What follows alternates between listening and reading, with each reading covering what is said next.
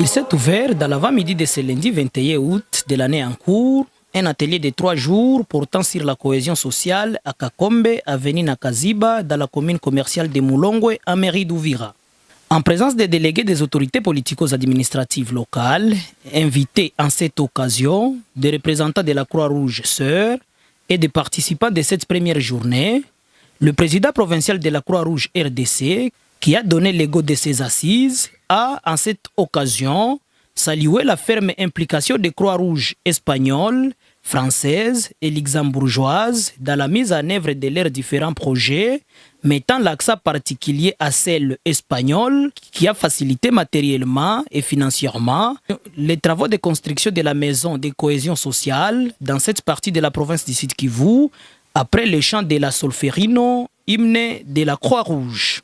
Monsieur Désiré Yuma a, dans la suite de son homélie, réitéré aux habitants de l'aire de santé de Kasenga, bénéficiaires directs de cet édifice, construit sous un partenariat pragmatique pilote, PPP en sigle, levé de sa protection en père de famille. Le premier facilitateur a condensé sa prédication sur les notions de base portant sur la cohésion sociale, insistant pédagogiquement auprès des participants sur la construction de la paix et le pardon. Au cours de la deuxième journée, consacrée uniquement aux femmes, Madame Dorcas, facilitatrice, a expliqué à ce père l'importance de la femme dans la cohésion sociale. Le travailleur social, Léon Doua, responsable du pilier protection pour la Croix-Rouge RDC en partenariat avec la Croix-Rouge espagnole à Uvira, a indiqué que cet atelier de 3 jours s'inscrit dans le cadre de faire un focus sur la cohésion sociale. Effectivement, nous venons de passer 3 jours pendant lesquels nous avons eu des assises avec la communauté pour laquelle le projet dit PPP est en pleine activité.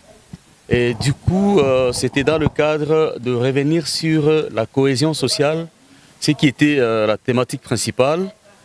Tellement ce cadre que nous avons créé, nous devrons le leur remettre officiellement. On s'est dit que ça aurait été mieux d'organiser un atelier, un cadre d'échange où la communauté elle-même devrait s'exprimer et que nous, à notre niveau, nous puissions comprendre s'ils ont une toute petite idée par rapport à la cohésion sociale et par rapport à tout ce qui leur est arrivé, disons, le catastrophe naturelle que personne n'ignore et tout autre choc dont ils ont été victimes.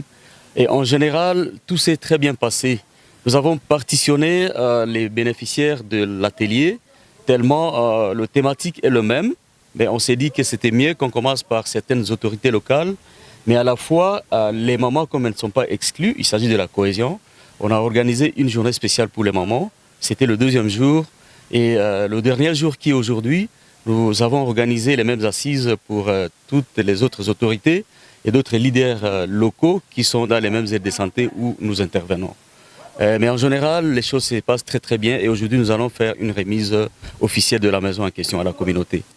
Soudi Yaoudi, facilitateur, a à son tour fait savoir que son enseignement s'est centré sur la question de la cohésion sociale. Oui, le message était en rapport avec la cohésion sociale parce que la maison est appelée une maison de la cohésion sociale. On a compris que ici où nous sommes, à Uvira, Uvira a été victime des calamités naturelles.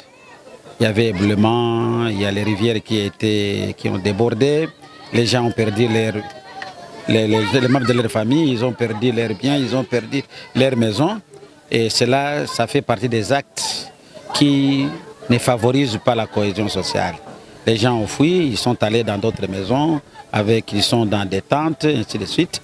Ce qui fait qu'après avoir construit cette maison, parce que les gens sont en discordance, sont en conflit, ne se parlent pas comme il se doit, alors il a fallu qu'on puisse avoir un endroit. Mais comme actuellement, Uvira est devenu une ville, on n'a plus d'endroits comme dans des villages où il y a des endroits de Barza, qu'on appelle en d'autres termes de Lubunga. Ici, il n'y en a pas, mais ici, on a quand même essayé de trouver un endroit où les gens peuvent se réunir et pas de leurs problèmes, surtout les problèmes liés à la cohésion sociale pour avoir la paix durable et surtout le développement de ces milliers. Seti Bouillon de Maravanga, président urbain de la Croix-Rouge Uvira, a par contre signalé que dans une zone où les gens sont en mouvement, Il pose toujours des problèmes de conflit, une motivation pour laquelle ce cadre a été érigé pour leur permettre d'échanger des idées sur comment résoudre leurs problèmes. Nous sommes dans un service de secours d'urgence et que les gens sont en déplacement, sont en mouvement.